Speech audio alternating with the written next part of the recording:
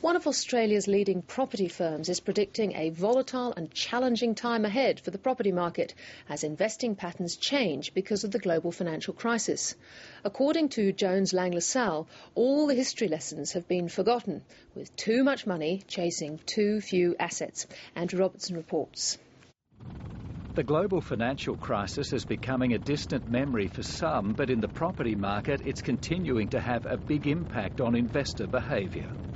We're back, I think, to the situation in the mid-90s when there's a considerable flow of money, a considerable pool of capital looking to invest in commercial property. The question is how that plays out. How that's playing out is that real estate investment trusts who got so badly burnt during the GFC are now focusing all their attention on Australia. Property investment by superannuation funds continues to grow strongly, and there's been a big increase in foreign capital looking for property investments down under. During 2010, foreign investors accounted for about 20% of all major property transactions, which is the highest proportion we've seen for about 15 years. Jones Lang La Salle believes the inflow of capital into the property sector is now so strong that there's a mismatch between the flow of funds and the availability of assets, which it believes will continue for some time. Like David Rees, other property watchers, such as Dougal Higgins at Zenith Partners in Melbourne, says it's nothing the market hasn't seen before.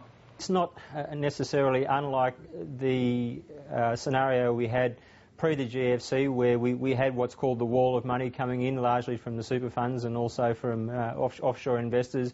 And the thing about the Australian market compared to markets globally is at the end of the day it is very small. It's a very highly invested market. A very high proportion of Australian commercial assets are held in investment vehicles of one sort or another.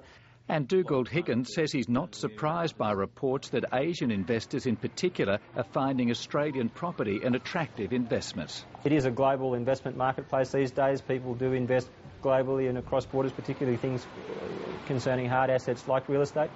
So given that Australia's property market has weathered the storm immeasurably better than that in the US and the UK and Europe, there certainly is some level of attractiveness for Asian money looking at Australian assets.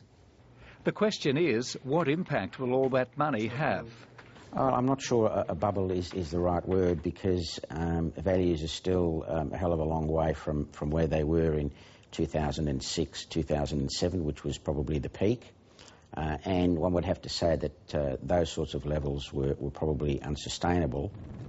Keeping a lid on prices is that real estate investment trusts have learned from their experiences of the GFC and have now become cautious.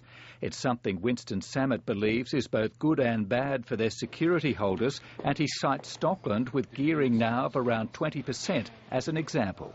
They have a well-defined strategy and they have the ability to take advantage of the market. Both at present and certainly going forward. The only issue is that, I guess, as more interest comes to the property market here, prices will move up, and so I suppose the early bird catches the worm. If the early movers will do well. The experts the ABC spoke to believe rents and building values will move up in an orderly fashion this year, with office space the strongest sector of the commercial property market, underpinned by Australia's strong employment.